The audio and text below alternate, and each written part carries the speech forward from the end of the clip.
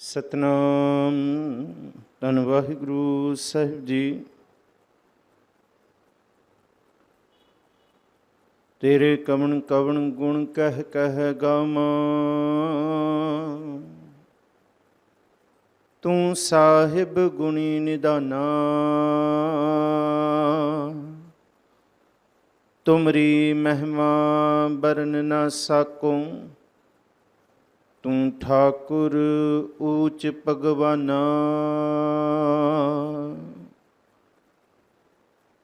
ਨਾਸਰ ਓ ਮਨਸੂਰ ਗੁਰ ਗੋਬਿੰਦ ਸਿੰਘ,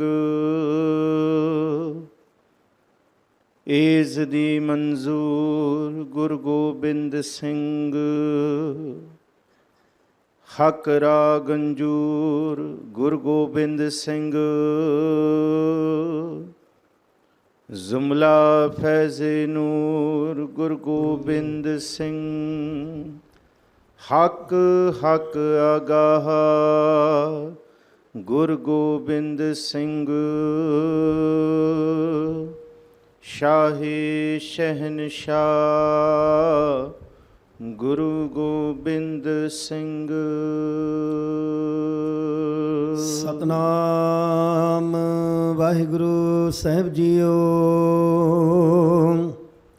ਇੱਕ ਓੰਕਾਰ ਸਤਿਗੁਰ ਪ੍ਰਸਾਦ। ਸ੍ਰੀ ਵਾਹਿਗੁਰੂ ਜੀ ਕੀ ਫਤਿਹ। ਜਾਪ ਸ੍ਰੀ ਮੁਖਵਾਕ ਪਾਤਸ਼ਾਹੀ ਦਸਵੀਂ। ਛਪੈ ਛੰਦ ਤਉ ਪ੍ਰਸਾਦ। ਚੱਕਰ ਚਿਹਨ ਅਰ ਬਰਨ, ਜਾਤ ਅਰ ਪਾਤ ਨਹਿਨ ਜਿਹੇ। ਰੂਪ ਰੰਗ ਅਰ ਰੇਖ ਭੇਖ, ਕੋ ਕਹਿ ਨਾ ਸਕਤ ਕੇ। ਸਾਹਿਬ ਸਤਿਗੁਰੂ ਸ੍ਰੀ ਗੁਰੂ ਗ੍ਰੰਥ ਸਾਹਿਬ ਮਹਾਰਾਜ ਜੀ ਦੀ ਪਾਵਨ ਮੁਕੱਦਸ ਹਜ਼ੂਰੀ ਅੰਦਰ ਸੁਭਾਇਮਾਨ ਗੁਰੂ ਪਿਆਰੇ ਸਨਮਾਨਯੋਗ ਸਤਸੰਗੀ ਜਨੋ, ਆਪ ਸਾਰੇ ਹੀ ਵਡਭਾਗੇ ਹੋ। ਸੱਚੇ ਪਾਤਸ਼ਾਹ ਹਜ਼ੂਰ ਜੀ ਦੇ ਪਾਵਨ ਦਰਬਾਰ ਦੀਆਂ ਹਾਜ਼ਰੀਆਂ ਭਰ ਰਹੇ ਹੋ। ਕੱਲ੍ਹ ਤੱਕ ਜਪਜੀ ਸਾਹਿਬ ਬਾਣੀ ਦੀ ਜਿਹੜੀ ਨਿਤਨੇਮ ਦੀ ਪਹਿਲੀ ਬਾਣੀ ਹੈ ਔਰ ਅੰਮ੍ਰਿਤ ਦੀ ਪਹਿਲੀ ਬਾਣੀ ਹੈ, ਉਹਦੀ ਵਿਚਾਰਾਂ ਅਸੀਂ ਸੰਪੂਰਨ ਕੀਤੀਆਂ ਸੀ। ਯਤਨ ਕੀਤਾ ਸੀ ਕਿ ਸਤਿਗੁਰੂ ਸੱਚੇ ਪਾਤਸ਼ਾਹ ਮਹਾਰਾਜ ਜੀ ਜੋ ਬਖਸ਼ਿਸ਼ ਕਰ ਰਹੇ ਨੇ, ਉਹਨੂੰ ਤਿਲ ਫੁੱਲ ਅਸੀਂ ਆਪਣੇ ਜੀਵਨ ਵਿੱਚ ਸਮਝ ਸਕੀਏ। ਉਪਰੰਤ ਜਿਹੜੀ ਅੰਮ੍ਰਿਤ ਛਕਾਉਣ, ਅੰਮ੍ਰਿਤ ਤਿਆਰ ਕਰਨ ਦੀ ਦੂਸਰੀ ਬਾਣੀ ਹੈ, ਸਿੱਖ ਰਹਿਤ ਮਰਿਆਦਾ ਦੇ ਵਿੱਚ ਨਿਤਨੇਮ ਦੀ ਦੂਸਰੀ ਬਾਣੀ ਹੈ। ਉਸ ਬਾਣੀ ਦਾ ਸਿਰਲੇਖ ਹੈ ਜਾਪ ਸਾਹਿਬ। ਸ੍ਰੀ ਗੁਰੂ ਗੋਬਿੰਦ ਸਿੰਘ ਸਾਹਿਬ ਮਹਾਰਾਜ ਜੀ ਦੀ ਇਹ ਉਚਾਰੀ ਹੋਈ ਬਾਣੀ ਹੈ। ਜਾਪ ਸਾਹਿਬ ਦਾ ਜਿਹੜਾ ਪਿਛੋਕੜ ਹੈ, ਉਹ ਇਤਿਹਾਸ ਇਹ ਦੱਸਦਾ ਹੈ ਕਿ ਸਤਿਗੁਰੂ ਜੀ ਜਿਸ ਵੇਲੇ ਤਕਰੀਬਨ 17-18 ਸਾਲ ਦੀ ਉਹਨਾਂ ਦੀ ਸਰੀਰਕ ਉਮਰ ਸੀ, ਜਿਸ ਵੇਲੇ ਉਹ ਭੰਗਾਣੀ ਦੇ ਯੁੱਧ ਕਰਕੇ ਪੌਂਟਾ ਸਾਹਿਬ ਦੀ ਧਰਤੀ 'ਤੇ ਗਏ ਨੇ। ਸੋ ਜਮਨਾ ਦੇ ਕੰਢੇ ਇਹ ਜਿਹੜੀ ਬਾਣੀ ਹੈ, ਪੌਂਟਾ ਸਾਹਿਬ ਜਦ ਕੁਝ ਕੁ ਮਹੀਨੇ ਸਤਿਗੁਰੂ ਜੀ ਕੁਝ ਸਮਾਂ ਟਿਕੇ ਨੇ, ਸੋ ਇਹ ਬਾਣੀ ਪੌਂਟਾ ਸਾਹਿਬ ਦੀ ਧਰਤੀ 'ਤੇ ਉਚਾਰੀ ਗਈ ਹੈ। ਔਰ ਸਤਿਗੁਰੂ ਜੀ ਦੇ ਨਾਲ ਉੱਥੇ 52 ਕਵੀਆਂ ਦਾ ਵੀ ਜ਼ਿਕਰ ਮਿਲਦਾ ਹੈ, ਉੱਥੇ ਮੌਜੂਦ ਨੇ। ਸੋ ਉੱਥੇ ਕਵੀ ਦਰਬਾਰ ਵੀ ਸਜਦੇ ਰਹੇ ਅਤੇ ਸਤਿਗੁਰੂ ਜੀ ਨੇ ਪਾਰ ਬ੍ਰਹਮ ਪਰਮੇਸ਼ਵਰ ਦੇ ਬੇਅੰਤ ਨਾਮ, ਹਜ਼ਾਰਾਂ ਨਾਮ ਇਸ ਬਾਣੀ ਦੇ ਰਾਹੀਂ ਉਚਾਰੇ ਨੇ। ਇਸ ਬਾਣੀ ਦੇ ਵਿੱਚ ਬੇਅੰਤ ਹੀ ਪਾਰ ਬ੍ਰਹਮ ਪਰਮੇਸ਼ਵਰ ਦੇ ਨਾਮ ਨੇ ਔਰ ਬੇਅੰਤ ਹੀ ਵੱਖਰੀਆਂ ਭਾਖਾਵਾਂ ਦੇ ਵਿੱਚ, ਪਾਤਸ਼ਾਵਾਂ ਦੇ ਵਿੱਚ ਹੈ। ਜਾਪ ਸਾਹਿਬ ਦੀ ਬਾਣੀ ਦੀ ਵਿਚਾਰ ਦੀ ਆਰੰਭਤਾ ਕਰੀਏ ਜੀ। ਪਹਿਲਾ ਛੰਦ ਜਿਹੜਾ ਛਪੈ ਛੰਦ ਹੈ, ਇਹਦੀ ਵਿਚਾਰ ਅੱਜ ਕਰ ਸਕੀਏ, ਸਤਿਗੁਰੂ ਜੀ ਕਿਰਪਾ ਕਰਨ। ਨਾਲ ਪਿਛਲੀ ਜਪਜੀ ਸਾਹਿਬ ਦੀ ਵਿਚਾਰ ਜਿੱਥੇ ਅਸੀਂ ਸਮਾਪਤ ਕੀਤੀ ਸੀ, ਉਸ ਸਮਾਪਤ ਵਿਚਾਰ ਦੇ ਵਿੱਚ ਕੁਝ ਕੁ ਨੁਕਤੇ ਸੰਗਤਾਂ ਨੇ ਪ੍ਰਸ਼ਨ ਰੂਪ ਦੇ ਵਿੱਚ ਪੁੱਛੇ ਨੇ, ਉਹਦੇ ਵੀ ਸਾਂਝ ਆਪ ਸੰਗਤਾਂ ਨਾਲ ਪਾਈਏ ਜੀ। ਬਖਸ਼ੋ ਅਸੀਸ, ਗੱਜ ਵੱਜ ਕੇ ਗੁਰੂ ਬਖਸ਼ੀ ਫਤਿਹ ਸਾਂਝੀ ਕਰੋ। ਆਖੋ ਜੀ ਵਾਹਿਗੁਰੂ ਜੀ ਕਾ ਖਾਲਸਾ, ਵਾਹਿਗੁਰੂ ਜੀ ਕੀ ਫਤਿਹ। ਸਤਿਗੁਰੂ ਸੱਚੇ ਪਾਤਸ਼ਾਹ ਮਹਾਰਾਜ ਜੀ ਨੇ ਇਹ ਬਾਣੀ ਪੌਂਟਾ ਸਾਹਿਬ ਦੀ ਧਰਤੀ 'ਤੇ ਉਚਾਰੀ ਔਰ ਹਜ਼ਾਰਾਂ ਇਹਦੇ ਵਿੱਚ ਨਾਮ ਨੇ ਪਾਰ ਬ੍ਰਹਮ ਪਰਮੇਸ਼ਵਰ ਦੇ। ਕਦੀ ਇਹਦੇ ਵਿੱਚ ਤੁਸੀਂ ਸੰਸਕ੍ਰਿਤ ਪੜ੍ਹੋਗੇ, ਚੱਕਰ ਚਿੰਨ ਅਰਬਰਨ ਜ਼ਾਤ ਅਰ ਪਾਤ ਨਹਿੰਜੇ, ਜਾਂ ਨਮਸਤਵੰ ਅਕਾਲੇ ਨਮਸਤਵੰ ਕਿਰਪਾਲੇ, ਇਹ ਸੰਸਕ੍ਰਿਤ ਹੈ। ਅਤੇ ਕਦੀ ਇਹਦੇ ਵਿੱਚ ਤੁਸੀਂ ਫਾਰਸੀ ਵੀ ਪੜ੍ਹੋਗੇ, ਗਨੀਮੁਲ ਸ਼ਿਕਸਤੇ ਗਰੀਬੁਲ ਪਰਸਤ ਹੈ, ਜ਼ਮੀਨੁਲ ਜ਼ਮਾਨੇ, ਇਹ ਸਾਰੀ ਫਾਰਸੀ ਹੈ। ਕਿ ਜ਼ਾਹਰ ਜ਼ਹੂਰ ਹੈ, ਕਿ ਹਾਜ਼ਰ ਹਜ਼ੂਰ ਹੈ, ਇਹ ਸਾਰੀ ਫਾਰਸੀ ਹੈ। ਇੱਥੇ ਹੀ ਇਹਦੇ ਨਾਲ ਇਹਦੇ ਵਿੱਚ ਬ੍ਰਿਜ ਭਾਸ਼ਾ ਵੀ ਹੈ ਇਸ ਬਾਣੀ ਦੇ ਵਿੱਚ। ਹੋਰ ਵੀ ਜਿਹੜੀਆਂ ਭਾਖਾਵਾਂ ਨੇ ਨਾਲ ਅਸੀਂ ਇਹਦੀ ਵਿਚਾਰ ਕਰਾਂਗੇ। ਸ੍ਰੀ ਗੁਰੂ ਗ੍ਰੰਥ ਸਾਹਿਬ ਮਹਾਰਾਜ ਜੀ ਦੀ ਬਾਣੀ ਦੇ ਨਾਲ ਜਿਹੜੀ ਇਹ ਬਾਣੀ ਖੁੱਲ੍ਹਦੀ ਹੈ ਉਹਦੀ ਖੂਬਸੂਰਤੀ ਵੀ ਬੜੀ ਕਮਾਲ ਦੀ ਹੈ। ਕਿਉਂਕਿ ਜੇ ਪਹਿਲੀ ਬਾਣੀ ਜਪ ਹੈ ਗੁਰੂ ਨਾਨਕ ਸਾਹਿਬ ਜੀ ਦੀ, ਤੇ ਗੁਰੂ ਗੋਬਿੰਦ ਸਿੰਘ ਸਾਹਿਬ ਮਹਾਰਾਜ ਜੀ ਦਾ ਜਾਪ ਹੈ। ਜਪ ਤੇ ਜਾਪ ਇੱਕੋ ਹੀ ਅਰਥਾਂ ਦੇ ਵਿੱਚ ਹੈ ਕਿ ਜਿਹੜੀ ਉਹ ਜਪ ਹੈ ਤੇ ਇਹ ਜਾਪ ਹੈ ਪਾਰ ਬ੍ਰਹਮ ਪਰਮੇਸ਼ਵਰ ਦਾ। ਉਹ ਭਾਵੇਂ ਇੱਕ ਦੂਜੀ ਭਉ ਲੱਖ ਹੋਵੇ ਲੱਖ ਹੋਵੇ ਲੱਖ 20 ਲੱਖ ਲਗੇੜਾ ਆਖੀਆਂ ਏਕ ਨਾਮ ਜਗਦੀ। ਉਹ ਵਾਲੀ ਜਿਹੜੀ ਹੈ ਜਗਦੀਸ਼ਵਰ ਜਗਤ ਦੇ ਈਸ਼ਵਰ ਦਾ ਨਾਮ ਕੋਈ ਜਪਣ ਵਾਲਾ ਹੋਏ। ਸੋ ਇਹ ਤਰ੍ਹਾਂ ਪਤ ਪਵੜੀਆਂ ਚੜੀਆ ਹੋਏ ਇੱਕ ਈਸ਼, ਉਹ ਵਾਹਿਗੁਰੂ ਪਾਰ ਬ੍ਰਹਮ ਪਰਮੇਸ਼ਵਰ ਦੇ ਦਰ 'ਤੇ ਕਬੂਲ ਹੁੰਦਾ। ਜਿਸ ਤਰ੍ਹਾਂ ਜਪਜੀ ਸਾਹਿਬ ਦੇ ਵਿੱਚ ਵੀ ਸਾਨੂੰ ਇਉਂ ਪ੍ਰਤੀਤ ਹੁੰਦਾ ਸੀ ਕਿ ਇਹਦਾ ਮਜ਼ਮੂਨ ਕੋਈ ਇੱਕ ਵਿਦਵਾਨ ਬਣ ਨਹੀਂ ਸਕਿਆ, ਕਿਉਂਕਿ ਇਹ ਇਉਂ ਲੱਗਦਾ ਇਉਂ ਜਾਪਦਾ ਜਿਵੇਂ ਗੁਰੂ ਨਾਨਕ ਸਾਹਿਬ ਪਾਰ ਬ੍ਰਹਮ ਪਰਮੇਸ਼ਵਰ ਦੇ ਦਰ 'ਤੇ ਪਹੁੰਚ ਕੇ ਇਹ ਗੁਫ਼ਤਗੂ ਪਾਰ ਬ੍ਰਹਮ ਪਰਮੇਸ਼ਵਰ ਦੇ ਨਾਲ ਇਹ ਬਾਣੀ ਉਚਾਰ ਰਹੇ ਨੇ, ਦੱਸਿਆ ਗਿਆ। ਔਰ ਜਿਹਦਾ ਜ਼ਿਕਰ ਅਸੀਂ ਸੋਦਰ ਵਿੱਚ ਪੜ੍ਹਿਆ ਔਰ ਜਪਜੀ ਸਾਹਿਬ ਦੇ ਵਿੱਚ, ਕਿ ਉਹਦਾ ਪ੍ਰਤੱਖ ਪ੍ਰਮਾਣ ਹੈ ਕਿ ਗੁਰੂ ਨਾਨਕ ਸਾਹਿਬ ਉਹਦੇ ਦਰ 'ਤੇ ਪਹੁੰਚ ਕੇ ਗੱਲ ਕਰ ਰਹੇ ਨੇ। ਇਵੇਂ ਇਹ ਬਾਣੀ ਇਸ ਤਰ੍ਹਾਂ ਦੀ ਹੈ ਕਿ ਇਉਂ ਪ੍ਰਤੀਤ ਹੁੰਦਾ ਹੈ ਕਿ ਖੁਦ ਖੁਦਾ ਗੁਰੂ ਗੋਬਿੰਦ ਸਿੰਘ ਮਹਾਰਾਜ ਸੱਚੇ ਪਾਤਸ਼ਾਹ ਉਸ ਪ੍ਰਭੂ ਦੇ ਦਰ 'ਤੇ ਉਹਦੀ ਸਿਫਤ ਸਲਾਹ ਕਰ ਰਹੇ ਹੈ। ਉਹਦੀ ਸਿਫਤ ਸਲਾਹ ਕਈ ਰੂਪ ਦੇ ਵਿੱਚ ਕਰ ਰਿਹਾ। ਔਰ ਇਹਦਾ ਜ਼ਿਕਰ ਪਹਿਲੇ ਛੰਤ ਦੇ ਵਿੱਚ ਹੀ ਕੀਤਾ ਕਿ ਵਾਹਿਗੁਰੂ ਦੇ ਨਾਮ ਬਹੁਤ ਨੇ, ਪਰ ਉਹਦੇ ਨਾਮ ਜਿਹੜੇ ਬੰਦਿਆਂ ਨੇ ਪਾਏ ਹੋਏ ਉਹ ਨਹੀਂ, ਅਸਲ ਦੇ ਵਿੱਚ ਉਹਦੇ ਨਾਮ ਉਹਦੇ ਕਰਮ ਨਾਮ ਨੇ। ਜਿਹੜੇ ਪ੍ਰਮਾਤਮਾ ਦੇ ਕਰਮ ਨੇ ਉਹਨਾਂ ਦੇ ਕਰਮਾਂ ਨੂੰ ਵੇਖ ਵੇਖ ਕੇ ਉਸ ਰੱਬ ਦੇ ਨਾਮ ਬਣੇ ਨੇ। ਜਿਹੜਾ ਸਭ ਵਿੱਚ ਮੌਜੂਦ ਹੈ ਉਹ ਹਰ ਹੈ, ਹਰੀ ਹੈ, ਹਰ ਇੱਕ ਦੇ ਵਿੱਚ ਮੌਜੂਦ, ਉਸ ਕਰਕੇ ਹਰੀ ਕਹਿੰਦੇ ਹਾਂ। ਅਸੀਂ ਕਹਿੰਦੇ ਹਾਂ ਗੋਪਾਲ ਧਰਤੀ ਨੂੰ ਪ੍ਰਤਪਾਲਨ ਕਰਨ ਵਾਲਾ ਹੈ, ਇਸ ਲਈ ਉਹ ਗੋ ਧਰਤੀ ਦਾ ਪ੍ਰਤਪਾਲਨਹਾਰ ਹੈ। ਰਾਮ ਰਮਿਆ ਹੋਇਆ ਵਾਹਿਗੁਰੂ ਹੈ। ਇਸ ਤਰ੍ਹਾਂ ਇਹਦੇ ਵਾਹਿਗੁਰੂ ਜੀ ਦੇ ਕਰਮ ਨਾਮ ਨੇ ਕਿ ਜੋ ਉਹਨਾਂ ਦੇ ਕਰਮ ਨੇ। ਇੱਕ ਓੰਕਾਰ ਜਿਹੜਾ ਇੱਕ ਹੈ ਤੇ ਸਾਰੀ ਪ੍ਰਤਪਾਲਨਾ ਆਪ ਬਣਾ ਕੇ ਤੇ ਆਪ ਮੌਜੂਦ ਹੈ। ਇਸ ਰੂਪ ਦੇ ਵਿੱਚ ਇਹ ਬਾਣੀ ਹੈ ਜੀ। ਆਓ ਜੀ ਇਹਦੀ ਵਿਚਾਰ ਸ਼ੁਰੂ ਕਰੀਏ, ਕਿਉਂਕਿ ਇਹ ਅੰਮ੍ਰਿਤ ਦੀ ਬਾਣੀ ਹੈ, ਅੰਮ੍ਰਿਤ ਵੇਲੇ ਦੀ ਬਾਣੀ ਹੈ ਔਰ ਇਹ ਰੋਜ਼ ਪੜ੍ਹੀ ਜਾਣ ਵਾਲੀ ਬਾਣੀ ਹੈ। ਸਿੱਖ ਰਹਿਤ ਮਰਿਆਦਾ ਦੇ ਵਿੱਚ ਜਾਂ ਸਿੱਖ ਸ਼ਖਸੀ ਰਹਿਣੀ ਔਰ ਪੰਥਕ ਰਹਿਣੀ ਦੋਨੋਂ ਰਹਿਣੀਆਂ ਦੇ ਵਿੱਚ ਇਹ ਬਾਣੀ ਪੜ੍ਹੀ ਜਾਂਦੀ ਹੈ। ਗੁਰੂ ਘਰ ਵੀ ਇਹ ਨਿਤਨੇਮ ਦੀ ਬਾਣੀ ਹੈ ਤੇ ਸਿੱਖ ਦੇ ਜੀਵਨ ਦੀ ਵੀ ਇਹ ਰੋਜ਼ ਦੀ ਬਾਣੀ ਹੈ। ਜਾਪ ਸਾਹਿਬ ਆਰੰਭਤਾ ਹੈ ਇੱਕ ਓੰਕਾਰ ਸਤਿਗੁਰ ਪ੍ਰਸਾਦ। ਇਹ ਮੰਗਲਾਚਰਨ ਸ਼ੁਰੂਆਤ ਦੇ ਵਿੱਚ ਹੈ ਕਿ ਪਾਰ ਬ੍ਰਹਮ ਪਰਮੇਸ਼ਵਰ ਇੱਕ ਹੈ, ਪਰ ਆਪਣੀ ਹੁਜਤ ਨਾਲ ਹੀ ਜਿਨ ਕੋ ਨਦਰ ਕਰਮ ਤਿਨਕਾਰ ਨਾਨਕ ਨਦਰੀ ਨਦਰ ਨਿਹਾਲ। ਇਹ ਇੱਕ ਓੰਕਾਰ ਸਤਿਗੁਰ ਪ੍ਰਸਾਦ ਤਾਂ ਆਖਿਆ ਉਸ ਵਾਹਿਗੁਰੂ ਜੀ ਦੀ ਕਿਰਪਾ, ਪਰ ਉਹ ਕਿਰਪਾ ਸੱਚੇ ਸਤਿਗੁਰੂ ਰਾਹੀਂ ਹੀ ਮਿਲਦੀ ਹੈ। ਸ੍ਰੀ ਵਾਹਿਗੁਰੂ ਜੀ ਕੀ ਫਤਿਹ। ਉਹ ਵਾਹਿਗੁਰੂ ਜੀ ਕੀ ਜਿਹੜਾ ਵਾਹਿਗੁਰੂ ਸਭ ਦੇ ਵਿੱਚ ਸਮਾਇਆ ਹੋਇਆ, ਜਿਹੜਾ ਪਾਰ ਬ੍ਰਹਮ ਪਰਮੇਸ਼ਵਰ ਜੀ ਦੇ ਐਸੇ ਰੂਪ ਨੂੰ ਬਿਆਨ ਕਰਦਾ ਕਿ ਨਾ ਕੋਈ ਉਹਨੂੰ ਨਿਰਭਉ ਤੇ ਨਾ ਨਿਰਵੈਰ ਹੈ, ਤੇ ਜਿਹੜਾ ਉਹਦਾ ਉਪਾਸ਼ਕ ਹੈ ਸੱਚੀ ਮੁੱਚੀ ਉਹ ਵੀ ਨਿਰਭਉ ਤੇ ਨਿਰਵੈਰ ਬਣ ਜਾਂਦਾ ਹੈ। ਜਦ ਉਹਦੇ ਵਿੱਚ ਤੇ ਉਸ ਪਾਰ ਬ੍ਰਹਮ ਪਰਮੇਸ਼ਵਰ ਵਿੱਚ ਤੇ ਸਿੱਖ ਵਿੱਚ ਕੋਈ ਫਰਕ ਨਹੀਂ ਰਹਿੰਦਾ ਨਾ, ਕਿ ਜਬ ਹਮ ਹੋਤੇ ਤਬ ਤੂੰ ਨਾਹੀਂ ਅਬ ਤੂੰ ਹੀ ਮੈਂ ਨਾਹੀਂ। ਹੁਣ ਕੋਈ ਫਰਕ ਨਹੀਂ ਰਿਹਾ। ਹੁਣ ਇਹ ਵਾਹਿਗੁਰੂ ਜੀ ਕੀ ਫਤਿਹ ਹੈ ਕਿ ਜਿੱਥੇ ਸਿੱਖ ਟਿਕ ਜਾਏਗਾ ਉੱਥੇ ਵਾਹਿਗੁਰੂ ਜੀ ਕਾ ਖਾਲਸਾ ਵਾਹਿਗੁਰੂ ਜੀ ਕੀ ਫਤਿਹ। ਫਿਰ ਜਿਹੜਾ ਖਾਲਸ ਹੋ ਜਾਏ, ਜਿਹੜਾ ਉਹਦਾ ਬਣ ਜੇ, ਫਿਰ ਉਹ ਕਦੀ ਹਾਰਦਾ ਨਹੀਂ ਤੇ ਨਾ ਉਹਨੂੰ ਰੱਬ ਕਦੀ ਹਰਾਉਣ ਦਿੰਦਾ, ਉਹ ਸਦਾ ਹੀ ਜਿੱਤਦਾ। ਉਹਦੀ ਫਤਿਹ ਹੁੰਦੀ ਹੈ ਵਿਕਾਰਾਂ ਰਾਹੀਂ ਅਧਿਆਤਮਕ ਮਾਰਗ ਦੇ ਵਿੱਚ ਵੀ ਤੇ ਜੀਵਨ ਵਿੱਚ ਵੀ, ਹਰ ਕਾਰਜ ਦੇ ਵਿੱਚ ਵੀ ਫਤਿਹ ਹੁੰਦੀ ਹੈ। ਜਾਪ ਇਹ ਬਾਣੀ ਦਾ ਨਾਮ ਹੈ। ਸ੍ਰੀ ਮੁਖ ਵਾਕ ਪਾਤਸ਼ਾਹੀ ਦਸਵੀਂ। ਮੁਖ ਵਾਕ ਦਾ ਮਤਲਬ ਮੁਖ ਵਿੱਚੋਂ ਨਿਕਲੇ ਹੋਏ ਜਿਹੜੇ ਬਚਨ ਨੇ, ਵਾਕ ਨੇ, ਇਹਨੂੰ ਮੁਖ ਵਾਕ ਆਖਿਆ ਗਿਆ। ਪਾਤਸ਼ਾਹੀ 10 ਨਹੀਂ ਪੜ੍ਹਨਾ, ਇਹਨੂੰ 10ਵੀਂ ਹੀ ਪੜ੍ਹਨਾ ਹੈ, ਕਿਉਂਕਿ ਇਹ ਮਰਿਆਦਾ ਦੇ ਵਿੱਚ ਸੀਨਾ ਬਸੀਨਾ ਚੱਲਦਾ ਆ ਰਿਹਾ ਹੈ। ਇਹਨੂੰ ਸ੍ਰੀ ਗੁਰੂ ਗੋਬਿੰਦ ਸਿੰਘ ਸਾਹਿਬ ਜੀ ਦੇ ਮੁਖਾਰਬਿੰਦ ਤੋਂ ਉਚਾਰਨ, ਇਸ ਕਰਕੇ ਇਹ ਸ੍ਰੀ ਮੁਖਵਾਕ ਸ੍ਰੀ ਸਤਿਕਾਰ ਦੇ ਲਈ ਹੈ। ਮੁਖ ਵਾਕ ਭਾਵ ਮੁਖ ਦੇ ਵਿੱਚੋਂ ਨਿਕਲੇ ਹੋਏ ਵਾਕ ਸ੍ਰੀ ਗੁਰੂ ਗੋਬਿੰਦ ਸਿੰਘ ਸਾਹਿਬ ਜੀ ਦੇ ਪਾਤਸ਼ਾਹੀ 10ਵੀਂ। ਛਪੈ ਛੰਦ ਤੋ ਪ੍ਰਸਾਦ। ਛੰਦਾਂ ਦੀ ਬਹੁਤ ਸਾਰੀ ਚਾਲ ਹੈ। ਕੱਲ੍ਹ 2 ਦਿਨ 3 ਦਿਨ ਕਥਾ ਨਹੀਂ ਹੋਣੀ। ਹੁਣ ਗੁਰਮੁਖ ਪਿਆਰੇ ਆ ਕੇ ਕਥਾ ਸਰਵਣ ਕਰਾਉਣਗੇ। 16 ਤਰੀਕ, ਕਿਉਂਕਿ 15 ਤਰੀਕ ਅਸੀਂ ਪਾਤਸ਼ਾਹ ਗੁਰੂ ਅਮਰਦਾਸ ਜੀ ਦਾ ਦਿਹਾੜਾ ਮਨਾ ਰਹੇ ਹਾਂ। 16 ਤਰੀਕ ਫਿਰ ਅਸੀਂ ਛੰਤਾਂ ਬਾਰੇ ਵਿਚਾਰ ਕਰਾਂਗੇ ਕਿ ਕਿਹੜੇ-ਕਿਹੜੇ ਛੰਦ ਜਾਪ ਸਾਹਿਬ ਦੇ ਵਿੱਚ ਵਰਤੇ ਗਏ ਨੇ, ਔਰ ਇਹਨਾਂ ਛੰਦਾਂ ਦੇ ਅਧਿਆਤਮਕ ਅਰਥ ਵੀ ਹੋਏ ਨੇ ਤੇ ਇਹਨਾਂ ਛੰਦਾਂ ਦੇ ਕਾਵਕ ਅਰਥ ਵੀ ਹੋਏ ਨੇ। ਪਹਿਲਾਂ ਇਹ ਕਾਵਕ ਨੇ ਤੇ ਫਿਰ ਇਹਨੂੰ ਅਧਿਆਤਮਕ ਵੀ ਆਖਿਆ। ਇਹਨਾਂ ਛੰਦਾਂ ਦੀ ਚਾਲ ਹੈ, ਗਿਣਤੀ ਹੈ, ਜਿਵੇਂ ਚੌਪਈ 4-4 ਪਦਿਆਂ ਦਾ, ਉਹਨੂੰ ਚੌਪਈ ਛੰਦ ਹੀ ਆਖਿਆ ਗਿਆ। ਜਿਵੇਂ ਅਸ਼ਟਪਦੀ ਹੈ, ਅਸ਼ਟਪਦੀ ਵੀ ਇੱਕ ਛੰਦ ਹੈ, 8 ਪਦਿਆਂ ਦੀ 8 ਤੁਕਾਂ ਦੀ ਬਣਤਰ ਦੇ ਵਿੱਚ ਅਸ਼ਟਪਦੀ ਹੈ। ਇਸ ਕਰਕੇ ਇਸ ਰੂਪ ਦੇ ਵਿੱਚ ਛਪੈ, ਵੈਸੇ ਅਧਿਆਤਮਕ ਤੌਰ ਤੇ ਕਹਿੰਦੇ ਆ ਕਿ ਛਪੈ ਦਾ ਮਤਲਬ ਹੈ ਕਿ ਇਸ ਛੰਦ ਦੇ ਵਿੱਚ ਬਣੀ ਹੋਈ ਬਾਣੀ, ਉਚਰੀ ਹੋਈ ਬਾਣੀ ਨੂੰ ਪੜ੍ਹਨ ਦੇ ਨਾਲ ਸਿੱਖ ਦੇ ਜੀਵਨ ਦੇ ਅੰਦਰ ਹਉਮੈ ਖਤਮ ਹੋ ਜਾਂਦੀ ਹੈ ਤੇ ਉਹ ਅਧਿਆਤਮਕ ਜੀਵਨ ਦੇ ਵਿੱਚ ਲੁਕ ਜਾਂਦਾ ਹੈ। ਭਾਵ ਉਹ ਆਪਣੀ ਹਉਮੈ ਦਾ ਪ੍ਰਗਟਾਵਾ ਨਹੀਂ ਕਰਦਾ, ਨਿੰਦਾ ਚਿੰਦਾ ਤੋਂ ਉਹ ਛੁਪ ਜਾਂਦਾ ਹੈ। ਇਹਨੂੰ ਅਧਿਆਤਮਕ ਤੌਰ ਤੇ ਛਪੈ ਆਖਿਆ ਗਿਆ। ਕਈ ਵਿਦਵਾਨਾਂ ਨੇ ਜਿਨ੍ਹਾਂ ਨੇ ਆਖਿਆ, ਮੈਂ ਉਹਨਾਂ ਦਾ ਜ਼ਿਕਰ ਵੀ ਆਉਣ ਵਾਲੇ ਸਮੇਂ ਵਿੱਚ ਕਰਾਂਗਾ। ਛਪੈ ਛੰਦ ਤੋਂ ਪ੍ਰਸਾਦ, ਕਿਉਂਕਿ ਇਸ ਬਾਣੀ ਦਾ ਬਹੁਤ ਜ਼ਿਆਦਾ ਜ਼ਿਕਰ ਜਦ ਤੁਸੀਂ ਭਾਈ ਵੀਰ ਸਿੰਘ ਜੀ ਦਾ ਕਲਗੀਧਰ ਚਮਤਕਾਰ ਪੜ੍ਹੋਗੇ ਤੇ ਕਦਮ ਕਦਮ ਤੇ ਪੜ੍ਹਦਿਆਂ ਜਿੱਥੇ ਗੁਰੂ ਗੋਬਿੰਦ ਸਿੰਘ ਸਾਹਿਬ ਜੀ ਦੇ ਜੀਵਨ ਨੂੰ ਬਿਆਨ ਕਰਨਗੇ ਭਾਈ ਵੀਰ ਸਿੰਘ, ਉਥੇ ਇਸ ਬਾਣੀ ਦਾ ਬੜਾ ਸਹਾਰਾ ਲੈਂਦੇ ਆ ਭਾਈ ਵੀਰ ਸਿੰਘ। ਤੁਸੀਂ ਕਲਗੀਧਰ ਚਮਤਕਾਰ ਪੜ੍ਹੋ, ਇਉਂ ਲੱਗੇਗਾ ਕਿ ਤੁਸੀਂ ਸ਼ਾਇਦ ਜਾਪ ਸਾਹਿਬ ਦੀ ਕਈ ਦ੍ਰਿਸ਼, ਕਈ ਰੂਪ ਉਹਦੇ ਵਿੱਚੋਂ ਦਰਸ਼ਨ ਕਰ ਰਹੇ ਹੋ।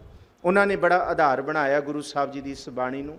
ਛਪੈ ਛੰਦ ਤਵੋ ਪ੍ਰਸਾਦ, ਤਵੋ ਕਹਿੰਦੇ ਤੇਰੀ, ਤੁਹਾਡੀ, ਤਵੋ ਤੱਤਾ ਤੇ ਵਾਵਾ, ਤਾਓ ਨਹੀਂ ਪੜ੍ਹਨਾ, ਇਹਨੂੰ ਤਵੋ ਪੜ੍ਹਨਾ, ਵੱਵਾ ਦਾ ਉਚਾਰਨ, ਤਵੋ ਪ੍ਰਸਾਦ, ਪ੍ਰਸਾਦ ਉਹੀ ਗੁਰਪ੍ਰਸਾਦ ਵਾਲੀ ਉਹੀ ਚੀਜ਼ ਹੈ। ਇੱਕ ਓਂਕਾਰ ਸਤਿਗੁਰ ਪ੍ਰਸਾਦ ਨੂੰ ਹੀ ਗੁਰੂ ਗੋਬਿੰਦ ਸਿੰਘ ਸਾਹਿਬ ਜੀ ਤਵੋ ਪ੍ਰਸਾਦ ਕਹਿ ਰਹੇ ਹੈ ਕਿ ਤੇਰੀ ਕਿਰਪਾ ਨਾਲ ਪਾਰ ਬ੍ਰਹਮ ਪਰਮੇਸ਼ਵਰ ਇਹ ਸਾਰਾ ਕੁਛ ਹੈ ਜੀ। ਆਓ ਜੀ ਇਹ ਤੁਕਾਂ ਇੱਕ ਵਾਰੀ ਫਿਰ ਸਰਵਣ ਕਰੀਏ ਤੇ ਨਾਲ ਪੜੋ ਜੀ। ਚੱਕਰ ਚਿਹਨ ਅਰ ਬਰਨ, ਜਾਤ ਅਰ ਪਾਤ ਨਹਿਨ ਜੇ, ਰੂਪ ਰੰਗ ਅਰ ਰੇਖ ਪੇਖ, ਕੋ ਕਹਿ ਨਾ ਸਕਤ ਕੇ। ਹਾਂ, ਵਿਸ਼ਰਾਮ ਇੱਥੇ ਬਰਨ ਤੇ ਲਾਇਓ। ਚੱਕਰ ਚਿੰਨ ਅਰ ਬਰਨ, ਜਾਤ ਅਰ ਪਾਤ ਨਹਿਨ ਜੇ। ਚੱਕਰ ਜਿਹਦਾ ਕੋਈ ਚੱਕਰ ਨਹੀਂ, ਭਾਵ ਕਿ ਜਿੱਥੋਂ ਵੀ ਤੁਰ ਕੇ ਜਾਏ, ਲੰਘ ਕੇ ਜਾਏ, ਕੋਈ ਕਹਿ ਦੇ ਕਿ ਇਹਦੇ ਇੱਥੇ ਪੈਰ ਦੇ ਨਿਸ਼ਾਨ ਸਨ, ਇਹਦੀ ਪੈੜਾਂ ਸਨ, ਉਹਦਾ ਕੋਈ ਚੱਕਰ ਨਹੀਂ। ਵੈਸੇ ਪੁਰਾਣੇ ਪੇਂਡੂ ਲਫ਼ਜ਼ ਵਿੱਚੋਂ ਨਿਕਲਿਆ ਹੋਇਆ ਲਫ਼ਜ਼ ਹੈ ਚੱਕਰ। ਚੱਕਰ ਢੂੰਡਣ ਵਾਲੇ ਪਿੰਡਾਂ ਦੇ ਵਿੱਚ ਅੱਜ ਵੀ ਕਈਆਂ ਦੇ ਜਿਹੜੇ ਪਸ਼ੂ ਡੰਗਰ ਖੋ ਜਾਂਦੇ, ਗਵਾਚ ਜਾਂਦੇ ਜਾਂ ਚੋਰੀ ਹੋ ਜਾਂਦੇ ਨੇ ਨਾ, ਫਿਰ ਪਿੰਡਾਂ ਦੇ ਵਿੱਚ ਇੱਕ ਖਾਸ ਕਿਸਮ ਦੇ ਲੋਕ ਰਹਿੰਦੇ ਨੇ ਜਿਹੜੇ ਪਿੰਡਾਂ ਦੇ ਵਿੱਚ ਪੈਰਾਂ ਦੇ ਨਿਸ਼ਾਨ, ਪਸ਼ੂਆਂ ਦੇ ਪੈਰਾਂ ਦੇ ਨਿਸ਼ਾਨ ਵੇਖ ਕੇ ਪਸ਼ੂਆਂ ਨੂੰ ਲੱਭ ਲੈਂਦੇ ਆ। ਉਸ ਥਾਂ ਤੇ ਜਾਂਦੇ ਜਿੱਥੇ ਪਸ਼ੂ ਖੜੇ ਹੁੰਦੇ ਨੇ, ਉੱਥੋਂ ਪੈਰਾਂ ਦੇ ਨਿਸ਼ਾਨ ਵੇਖ ਲੈਂਦੇ ਆ ਧਿਆਨ ਨਾਲ।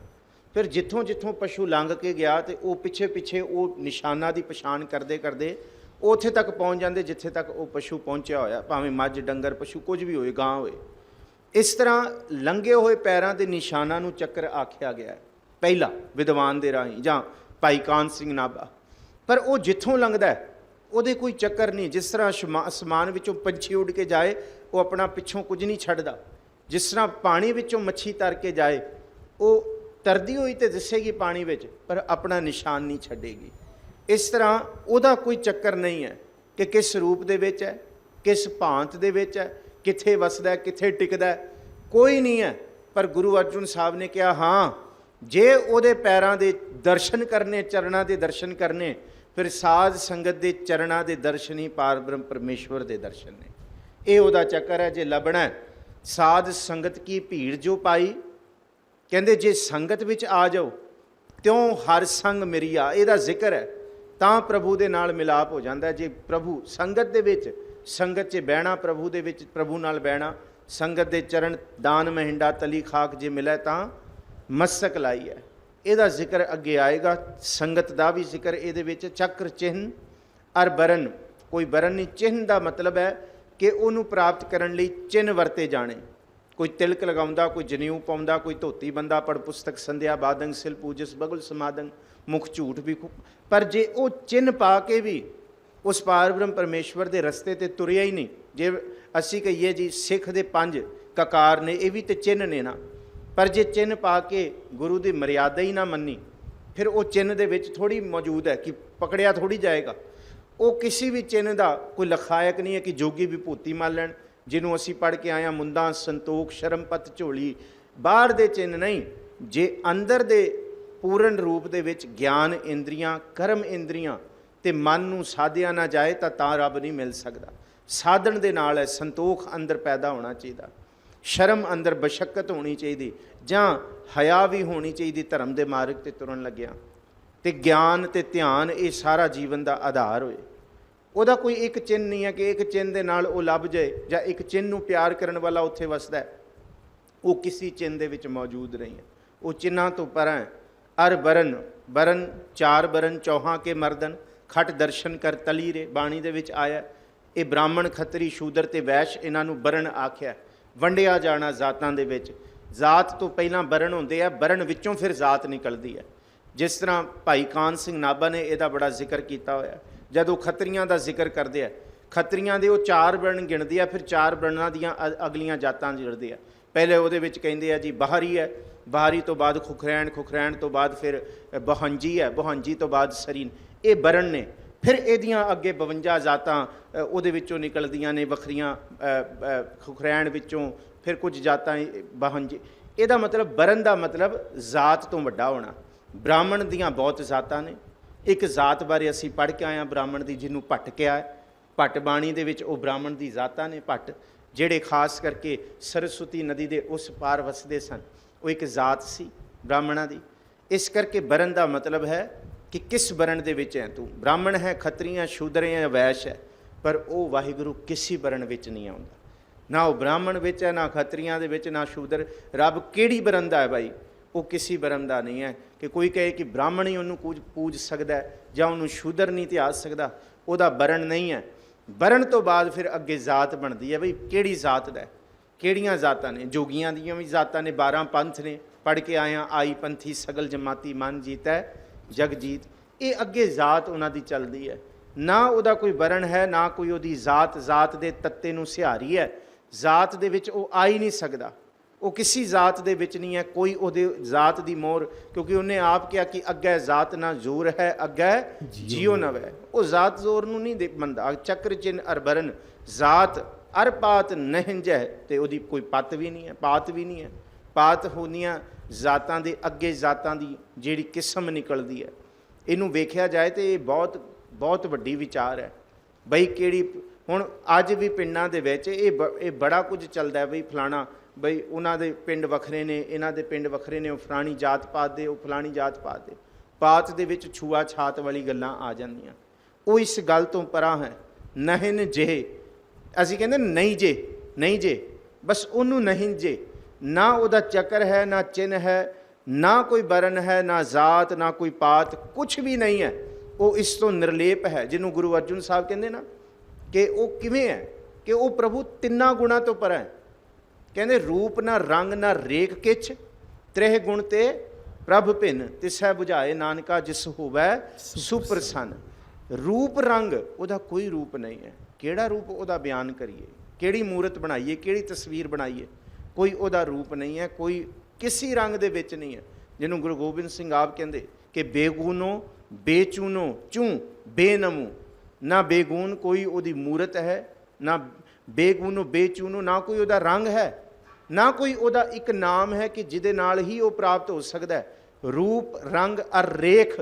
ਰੇਖ ਕਹਿੰਦੇ ਆ ਕਿ ਬਣਾਈ ਹੋਈ ਕੋਈ ਰੇਖਾ, ਕਿ ਭਾਵ ਕਿ ਇਵੇਂ ਰੇਖਾ ਖਿੱਚ ਕੇ ਕੋਈ ਤਸਵੀਰ ਬਣਾ ਦੇ।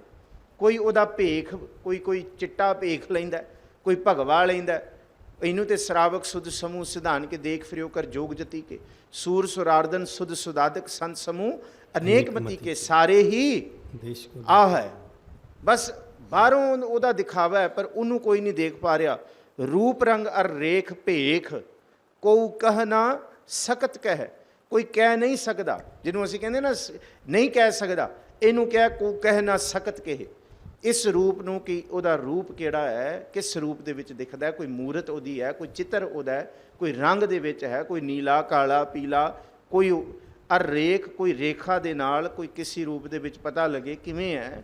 ਕੋਈ ਉਹਦਾ ਭੇਖ, ਇੱਕ ਤਰ੍ਹਾਂ ਦਾ ਭੇਖ ਲਿਆ ਜਾਏ ਤੇ ਉਹਨੂੰ ਪ੍ਰਾਪਤ ਕਰ ਲਿਆ ਜਾਏ, ਉਹ ਉਹਦਾ ਨਹੀਂ ਹੈ ਜੀ। ਅਚਲ ਮੂਰਤ ਅਨਭਉ ਪ੍ਰਕਾਸ਼, ਅਮਿਤੋ ਜੇ ਕਹੀਜੈ, ਕੋਟ ਇੰਦਰ ਇੰਦਰਾਣ, ਸ਼ਾਹ ਸ਼ਾਹਾਨ ਗਣੀਜੈ। ਅਚਲ, ਇੱਥੇ ਸਾਰੀਆਂ ਮੂਰਤ ਚੱਲ ਨੇ।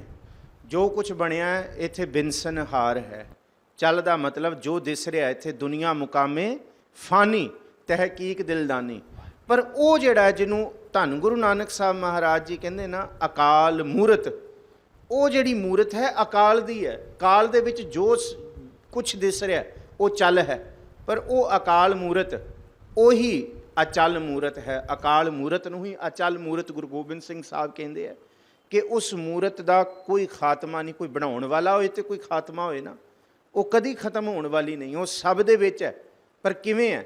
ਜਿਵੇਂ ਕੋਈ ਕਹੇ ਕਿ ਜੀ ਸੂਰਜ ਜਾਂ ਚੰਦਰਮਾ ਉੱਤੇ ਅਸਮਾਨ 'ਚ ਹੈ, ਭਾਵੇਂ ਥੱਲੇ ਕੋਈ 100 ਘੜੇ ਰੱਖ ਦੇ ਪਾਣੀ ਭਰ ਕੇ, 100 ਘੜਿਆਂ ਦੇ ਵਿੱਚ ਪਾਣੀ ਭਰਿਆ ਹੋਏਗਾ ਤੇ 100 ਚੰਦਰਮਾ ਦਿਖਣਗੇ। ਤੇ ਫਿਰ ਅਸੀਂ ਕਹੀਏ ਉਹ ਚੰਦਰਮਾ ਸੱਚਾ ਕਿ ਇਹ ਚੰਦਰਮਾ ਸੱਚਾ? ਪਰ ਇਹ ਗੱਲ ਹੈ ਕਿ ਉਹੀ ਸੱਚਾ ਹੈ, ਕਿਉਂਕਿ ਇਹ ਘੜੇ ਭੰਨ ਦਿੱਤੇ ਜਾਣਗੇ, ਪਾਣੀ ਰੁੜ ਜਾਏਗਾ ਤੇ ਚੰਦਰਮਾ ਖਤਮ। ਪਰ ਉਹ ਤੇ ਅਟਲ ਹੈ ਨਾ ਚੰਦਰਮਾ ਉੱਪਰ ਵਾਲਾ, ਏਕ ਹੈ ਅਨੇਕ ਹੈ। ਇਸੀ ਤਰ੍ਹਾਂ ਉਹਦੀ ਮੂਰਤ ਜਿਹੜੀ ਹੈ ਨਾ ਸਾਰਿਆਂ ਵਿੱਚ ਹੈ, ਸਾਰਿਆਂ ਵਿੱਚ ਹੈ। ਜਿਸ ਤਰ੍ਹਾਂ ਇੱਕ ਘੜੇ ਦੇ ਵਿੱਚ ਕੁੰਭੇ ਬੱਧਾ ਜਲ ਰਹਿ, ਜਲ ਬਿਨ ਕੁੰਭ ਨਾ ਹੋਏ, ਗਿਆਨ ਕਾ ਬੱਧਾ ਮਨ ਰਹਿ ਗੁਰਬਿਨ। ਆਓ ਇਹਨੂੰ ਜਿਹੜਾ ਮੈਨੂੰ ਪ੍ਰਸ਼ਨ ਪੁੱਛਿਆ ਗਿਆ ਸੀ ਕਿ ਭਾਈ ਇਹ ਜਿਹੜਾ ਤੁਕ ਪੜੀ ਸੀ ਨਾ ਕਿ ਭਾਂਡਾ ਭਾਓ ਅੰਮ੍ਰਿਤ ਤਿਤ ਢਾਲ, ਇਹ ਕਿਹੜਾ ਭਾਂਡਾ ਹੈ? ਕਿਉਂ ਕਿਹੜੇ ਭਾਂਡੇ ਦੀ ਗੱਲ ਕੀਤੀ ਹੈ? ਕਿਹੜਾ ਭਾਂਡਾ ਇਹਦੇ ਵਿੱਚ ਢਲੇਗਾ, ਰੁਕੇਗਾ, ਜਾਂ ਇਹ ਕਿਹੜਾ ਅੰਮ੍ਰਿਤ ਇਹਦੇ ਵਿੱਚ ਬੈਠੇਗਾ? ਭਾਂਡਾ ਅਡੋਲ ਨਾ ਹੋਏ ਨਾ ਤੇ ਫਿਰ ਪਰਛਾਵਾਂ ਵੀ ਨਹੀਂ ਦਿਸਦਾ। ਘੜੇ ਵਿੱਚ ਪਾਣੀ ਭਰੋ, ਘੜਾ ਟਿਕੇ ਨੇ ਨਾ ਤੇ ਫਿਰ ਮੂਰਤ ਉਹਦੀ ਪਰਛਾਵਾਂ ਪੂਰਨ ਨਹੀਂ ਦਿਸੇਗਾ। ਪਾਣੀ ਭਾਂਡਾ ਟਿਕੇਗਾ ਤੇ ਤਾਂ ਉਹਦਾ ਪਰਛਾਵਾਂ ਚੰਦਰਮਾ ਦਾ ਪੂਰਨ ਟਿਕੇਗਾ। ਭਾਂਡਾ ਜੇ ਅਡੋਲ ਹੋਏ ਤੇ ਅੰਦਰ ਮੂਰਤ ਵੀ ਪਵਿੱਤਰ ਨਹੀਂ ਹੋ ਸਕਦੀ। ਰਵਿਦਾਸ ਜੀ ਦੀ ਇੱਕ ਸਾਖੀ ਚੱਲਦੀ ਹੈ, ਜਿੱਥੇ ਬਹਿ ਕੇ ਰਵਿਦਾਸ ਜੀ ਚਮੜਾ ਗੰਢਦੇ ਸਨ ਤੇ ਬਾਹਰੋਂ ਨਾ ਰੋਜ਼ ਦੁੱਧ ਵਾਲਾ ਦੋਧੀ ਲੰਘਦਾ ਸੀ, ਆਪਣੇ ਘੜੇ ਤੇ ਆਪਣੇ ਭਾਂਡੇ ਦੇ ਵਿੱਚ ਦੁੱਧ ਭਰ ਕੇ ਤੇ ਵੰਡਣ ਜਾਂਦਾ ਸੀ ਸਭ ਨੂੰ। ਉਹ ਜਦ ਲੰਘ ਕੇ ਜਾਂਦਾ ਸੀ ਤੇ ਕੁਝ ਨਾ ਕੁਝ ਉਹਦੇ ਕੰਨਾਂ 'ਚ ਪੈ ਜਾਂਦਾ ਸੀ, ਜੋ ਰਵਿਦਾਸ ਜਪ ਰਹੇ ਹੁੰਦੇ ਸੀ ਜਾਂ ਵਿਚਾਰ ਕਰ। ਬੜਾ ਫਰਕ ਪੈਂਦਾ ਇੱਕ ਬੰਦਗੀ ਕਰਨ ਵਾਲੇ ਦੇ ਆਲੇ ਦੁਆਲੇ ਵੀ ਤੁਰਨ ਫਿਰਨ ਨਾਲ, ਜਿਨ੍ਹਾਂ ਦੇ ਸੰਦੜਿਆਂ ਦੁਰਮਤ ਵਈਆਂ ਮਿੱਤਰ ਅਸਾਡੜੇ ਸਹੀ। ਉਹ ਰੋਜ਼ ਲੰਘਦਾ ਸੀ, ਹੌਲੀ ਹੌਲੀ ਪ੍ਰਭਾਵ ਪੈ ਗਿਆ ਤੇ ਉਹ ਇੱਕ ਦਿਨ ਬਹਿ ਗਿਆ। ਕਹਿੰਦੇ ਰਵਿਦਾਸ ਬੜੀਆਂ ਰੱਬ ਦੀਆਂ ਗੱਲਾਂ ਕਰਦਾ, ਕਦੀ ਮੈਨੂੰ ਵੀ ਰੱਬ ਦੇ ਦੀਦਾਰ ਕਰਾ ਦੇ। ਕਹਿੰਦੇ ਆ ਤੇ ਸਹੀ, ਥੋੜ੍ਹਾ ਚਿਰ ਸੰਗਤ ਕਰ, ਫਿਰ ਤੈਨੂੰ ਉਹਦੀ ਕਿਰਪਾ ਦੇ ਨਾਲ ਉਹਦੇ ਦੀਦਾਰ ਹੋਣਗੇ। ਮੈਂ ਨਹੀਂ ਕਰਾ ਸਕਦਾ, ਉਹੀ ਆਪਣੀ ਕਿਰਪਾ ਦੇ ਨਾਲ ਤੈਨੂੰ ਦੀਦਾਰ ਦੇਗਾ। ਕਈ ਦਿਨ ਆਂਦਾ ਰਿਹਾ ਤੇ ਇੱਕ ਦਿਨ ਆ ਕੇ ਨਾ ਚਿੱਠਾ ਹੋ ਕੇ ਕਿਹਾ ਕਿ ਰਵਿਦਾਸ ਅੱਜ ਹੀ ਕਰਾ, ਜੇ ਨਹੀਂ ਕਰਾਏਂਗਾ ਨਾ ਤੇ ਫਿਰ ਦੇਖ ਲੈ। ਫਿਰ ਕਹਿੰਦੇ ਫਿਰ ਮੈਂ ਨਹੀਂ ਇੱਥੋਂ ਜਾਣਾ। ਤੇ ਉਹਨੇ ਕਿਹਾ ਦੁੱਧ ਹੈ ਤੇਰੇ ਭਾਂਡੇ 'ਚ? ਕਹਿੰਦੇ ਹਾਂ। ਕਹਿੰਦੇ ਆ ਜਿਹੜਾ ਮੇਰਾ ਭਾਂਡਾ ਜਿਹਦੇ ਵਿੱਚ ਚਮੜੇ ਵਾਲਾ ਪਾਣੀ ਪਿਆ ਹੋਇਆ ਨਾ, ਇਹਨੂੰ ਡੋਲ ਕੇ ਇਹਦੇ ਵਿੱਚ ਦੁੱਧ ਭਰ ਦੇ। ਉਹ ਕਹਿੰਦਾ ਤੂੰ ਸਿਆਣਾ ਬਿਆਣਾ ਬੰਦਾ ਹੈ, ਭਾਂਡਾ ਮੈਂ ਤੈਨੂੰ ਸਾਫ਼ ਲਿਆ ਦਿੰਦਾ, ਇਹ ਤੇ ਕੱਚੇ ਚਮੜੇ ਵਾਲਾ ਗੰਦਾ ਭਾਂਡਾ ਜਿਹਦੇ ਵਿੱਚ ਮੁਸ਼ਕ ਮਾਰੀ, ਤੁਸੀਂ ਕਹਿੰਦੇ ਉਹਦੇ ਵਿੱਚ ਦੁੱਧ ਪਾ ਦਿਓ। ਮੈਂ ਦੁੱਧ ਕਿਵੇਂ ਪਾ ਦਾਂ ਇਹਦੇ ਵਿੱਚ? ਦੁੱਧ ਇਹਦੇ ਵਿੱਚ ਟਿਕੇਗਾ ਹੀ ਨਹੀਂ। ਭਾਂਡਾ ਭਾਓ ਅੰਮ੍ਰਿਤ ਤਿਤ ਢਾਲ। ਰਵਿਦਾਸ ਕਹਿੰਦੇ ਆਪਣੇ ਭਾਂਡੇ ਨੂੰ ਪਹਿਲਾਂ ਪਵਿੱਤਰ ਕਰ, ਫਿਰ ਰੱਬ ਦੇ ਦੀਦਾਰ ਕਰੀ, ਫਿਰ ਰੱਬ ਦੇ ਦੀਦਾਰ ਕਰਾਂਗੇ। ਕਿਉਂ ਇਹ ਭਾਂਡਾ ਜਦ ਤੱਕ ਨਹੀਂ, ਜੇ ਭਾਂਡਾ ਵਿਕਾਰਾਂ ਵੱਲ ਤੁਰਿਆ ਪਿਆ, ਮਨ ਕਿੱਥੇ ਰੱਬ ਵੱਲ ਟਿਕ ਜਾਏਗਾ? ਇਸ ਮੂਰਤ ਨੂੰ ਅਚਲ ਮੂਰਤ ਆਖਿਆ। ਸਭ ਦੇ ਵਿੱਚ ਹੋ ਕੇ ਵੀ ਉਹ ਅਚਲ ਹੈ, ਉਹਨੂੰ ਖਤਮ ਨਹੀਂ ਕੀਤਾ ਜਾ ਸਕਦਾ। ਇਹ ਘੜਾ ਟੁੱਟ ਜਾਏਗਾ, ਇਹ ਭਾਂਡਾ ਟੁੱਟ ਜਾਏਗਾ, ਇਹਦਾ ਸਰਮਾਇਆ ਖਤਮ ਹੋ ਜਾਏਗਾ, ਪਰ ਇਹਦੇ ਵਿੱਚੋਂ ਭਾਵੇਂ ਉਹਦਾ ਪਰਛਾਵਾਂ ਅੱਜ ਇਹਦੇ ਅੰਦਰ ਹੈ, ਪਰ ਉਹ ਵਿਕਾਰਾਂ ਤੋਂ ਨਿਰਲੇਪ ਹੈ। ਪਾਣੀ ਦੇ ਵਿੱਚ ਚੰਦਰਮਾ ਦਾ ਪਰਛਾਵਾਂ ਪੈਂਦਾ ਹੋਏ, ਕੋਈ ਉਹਨੂੰ ਫੜ ਕੇ ਦਿਖਾ ਸਕਦਾ? ਕੋਈ ਵੀ ਘੜੇ ਵਿੱਚੋਂ ਕੱਢ ਕੇ ਬਾਹਰ ਚੰਦਰਮਾ ਹੀ ਕੱਢ ਦੇ ਤਾਂ ਪਰਛਾਵਾਂ ਦਿਸ ਰਿਹਾ ਚੰਦਰਮਾ ਕੱਢ ਕੇ। ਇਵੇਂ ਹੀ ਸਭ ਦੇ ਅੰਦਰ ਉਹਦੀ ਮੂਰਤ ਹੈ, ਸਾਰਿਆਂ ਦੇ ਅੰਦਰ ਹੈ, ਪਰ ਉਹ ਐਵੇਂ ਕੱਢੀ ਨਹੀਂ, ਐਵੇਂ ਦਿਖਾਈ, ਐਵੇਂ ਪਕੜੀ ਨਹੀਂ ਜਾ ਸਕਦੀ। ਉਹ ਸਾਰਿਆਂ ਵਿੱਚ ਉਹ ਅਚਲ ਮੂਰਤ ਹੈ। ਐਵੇਂ ਹੀ ਕੁੰਭੇ ਬੱਧਾ ਜਲ ਰਿਹਾ, ਜੇ ਪਾਣੀ ਟਿਕੇਗਾ ਅਸੀਂ ਕਵਾਂਗੇ ਜੀ ਭਾਂਡੇ ਦਾ ਕੀ ਕਰਨਾ, ਜੋ ਮਰਜ਼ੀ ਕਰੀ ਜਾਈਏ। ਤਾਈਓ ਅੱਜ ਕੱਲ੍ਹ ਬੜੇ ਇਸ ਤਰ੍ਹਾਂ ਦੇ ਭੀੜਾਂ ਇਕੱਠੀਆਂ ਉੱਥੇ ਹੋ ਜਾਂਦੀਆਂ ਨੇ ਧਰਮ ਦੇ ਨਾਮ 'ਤੇ, ਜਿੱਥੇ ਕਿਹਾ ਜਾਂਦਾ ਨਾ ਤੁਸੀਂ ਬਹੁਤ ਵਧੀਆ ਜੋ ਕਰ ਰਹੇ ਹੋ ਕਰੋ ਜਾਓ, ਅਸੀਂ ਤੁਹਾਡੇ ਭਾਂਡੇ ਦਾ ਕੀ ਕਰਨਾ, ਆਓ ਤੁਹਾਡੇ ਅੰਦਰ ਅੰਮ੍ਰਿਤ ਪਾ ਦਿੰਦੇ ਹਾਂ। ਇਵੇਂ ਹੋ ਨਹੀਂ ਸਕਦਾ। ਭਾਂਡਾ ਧੋਏ ਬੈਸ ਧੂਪ ਦੇਵੋ ਤਉ ਦੂਦੇ ਕੋ ਜਾਵੋ। ਅੱਜ ਬੜਾ ਜਿਹੜਾ ਬੁੱਧ ਧਰਮ ਦਾ ਬੜਾ ਪ੍ਰਭਾਵ ਹੈ ਸਾਡੇ ਸਿੱਖਾਂ ਦੇ ਬੱਚਿਆਂ ਉੱਤੇ, ਯੂਨੀਵਰਸਿਟੀਆਂ ਦੇ ਵਿੱਚ ਉਹ ਬੜਾ ਪ੍ਰਭਾਵ ਪਾ ਰਹੇ। ਸਿੱਧਾ ਆ ਕੇ ਮੰਤਰਾ ਕਹਿੰਦੇ ਬਸ ਮੰਤਰ ਪੜ੍ਹੀ ਜਾਓ, ਹੋਰ ਕੁਝ ਕਰਨ ਦੀ ਲੋੜ ਨਹੀਂ ਹੈ। ਗੁਰੂ ਪਾਤਸ਼ਾਹ ਕਹਿੰਦੇ ਭਾਂਡਾ ਟਿਕਾਉਣ ਤੋਂ ਬਿਨਾਂ ਉਹਦੀ ਪ੍ਰਾਪਤੀ ਹੋਣੀ ਨਹੀਂ ਹੈ। ਕੁੰਭੇ ਬੱਧਾ ਜਲ ਰਹਿ, ਜਲ ਬਿਨ ਕੁੰਭ ਨਾ ਹੋਏ। ਭਾਂਡਾ ਟਿਕੇਗਾ ਤੇ ਅੰਮ੍ਰਿਤ ਆਏਗਾ। ਜੇ ਭਾਂਡਾ ਹੀ ਡੋਲਦਾ ਪਿਆ, ਅਸੀਂ ਕਹਿੰਦੇ ਭਾਂਡੇ ਦਾ ਕੀ ਕਰਨਾ? ਜੇ ਘੜਾ ਤਿੜਕ ਜਾਏ ਕਿ ਉਹਦੇ ਅੰਦਰ ਜਲ ਟਿਕ ਜਾਏਗਾ? ਨਹੀਂ ਟਿਕ ਸਕਦਾ। ਉਹ ਅਚਲ ਮੂਰਤ ਹੈ ਉਹ ਅਚਲ। ਅਸੀਂ ਸਾਰੇ ਚੱਲਣਹਾਰ ਹੈ ਸਾਡੇ ਅੰਦਰ, ਪਰ ਸਾਡੇ ਮਰਨ ਨਾਲ ਉਹ ਮਰਦਾ ਨਹੀਂ ਹੈ। ਸਾਡੇ ਵਿਕਾਰਾਂ ਦੇ ਵਿੱਚ ਜਿਉਣ ਨਾਲ ਉਹ ਵਿਕਾਰੀ ਨਹੀਂ ਹੋ ਜਾਂਦਾ। ਉਹ ਅਚਲ ਮੂਰਤ ਹੈ, ਉਹਨੂੰ ਕੋਈ ਖਤਮ ਨਹੀਂ ਕਰ ਸਕਦਾ। ਉਹ ਸਦਾ ਰਹਿਣ ਵਾਲਾ ਹੈ। ਆਦਿ ਸੱਚ ਜੁਗਾਦ ਸੱਚ ਹੈ ਭੀ ਸੱਚ, ਨਾਨਕ ਹੋਸੀ ਵੀ ਸੱਚ। ਉਹ ਸਦਾ ਰਹਿਣ ਵਾਲਾ ਅਚਲ ਮੂਰਤ। ਅਨਭਉ, ਅਨਭਉ ਦੇ ਬੜੇ ਅਰਥ ਕੀਤੇ ਨੇ। ਪਹਿਲਾ ਅਰਥ ਕੀਤਾ ਹੈ ਕਿ ਇਹਨੂੰ ਆਭਾਸ ਕੀਤਾ ਜਾਏ, ਜਿਹੜਾ ਸੁੱਤੇ ਸਿੱਧ। ਪਹਿਲਾ ਅਰਥ ਜਿਹੜਾ ਅਨਭਉ ਦਾ ਕੀਤਾ ਹੈ, ਸੁੱਤੇ ਸਿੱਧ, ਕਿ ਉਹ ਆਪਣੇ ਆਪ ਤੋਂ ਹੀ ਆ ਸੁੱਤੇ ਸਿੱਧ। ਅਨਭਵ ਦਾ ਮਤਲਬ, ਭਉ ਜਿਹੜਾ ਲਫ਼ਜ਼ ਬਣਿਆ ਨਾ, ਭਵ, ਇੱਕ ਪੜ੍ਹਦੇ ਆ ਨਾ ਕਿ ਤਹੀਂ ਪ੍ਰਕਾਸ਼ ਹਮਾਰਾ ਭਇਓ ਪਟਨਾ ਸ਼ਹਿਰ ਵਿਖੈ। ਉਹ ਜਿਹੜਾ ਭਵ ਦਾ ਮਤਲਬ ਹੈ ਜਨਮ।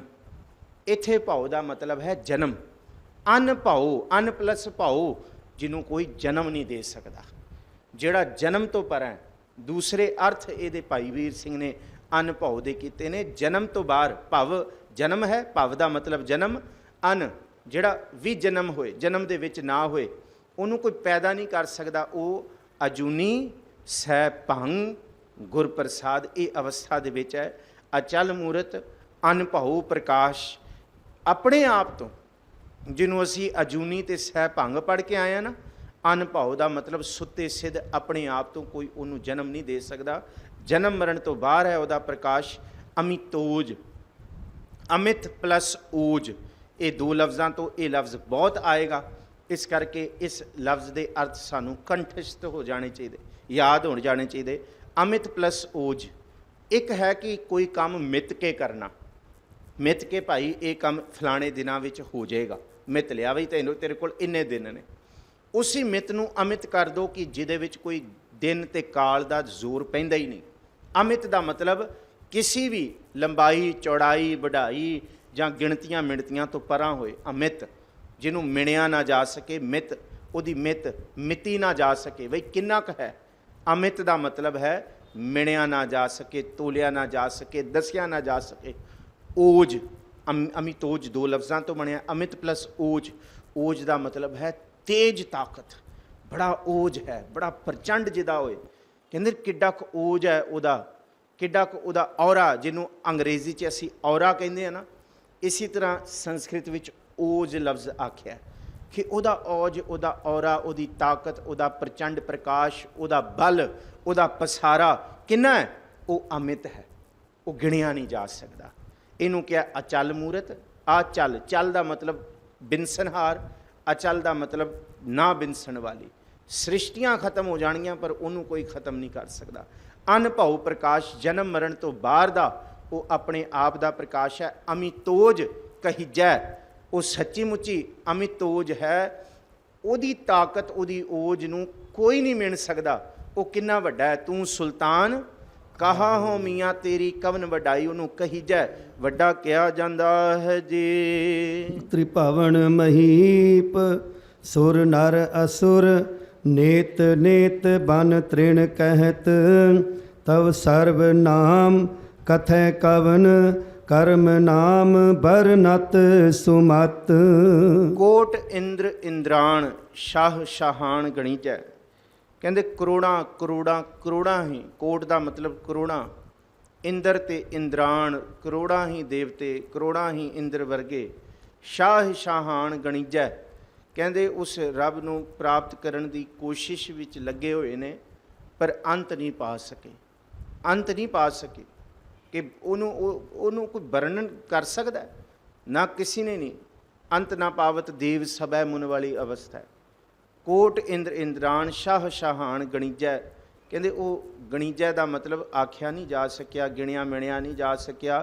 ਤ੍ਰਿਭਵਨ ਮਹੀਪ, ਤਿੰਨਾਂ ਭਵਨਾਂ ਦੇ ਰਾਜੇ, ਤਿੰਨਾਂ ਭਵਨਾਂ ਦੇ ਰਾਜੇ, ਮਾਤ ਲੋਕ, ਪਤਾਲ ਲੋਕ ਤੇ ਆ ਅਸੀਂ ਜਿਹੜਾ ਕਹਿੰਦੇ ਹਾਂ ਕਿ ਤਿੰਨ ਲੋਕ ਨੇ, ਨਰਕ ਸਵਰਗ ਲੋਕ, ਇਹ ਸਾਰਾ ਕੁਝ।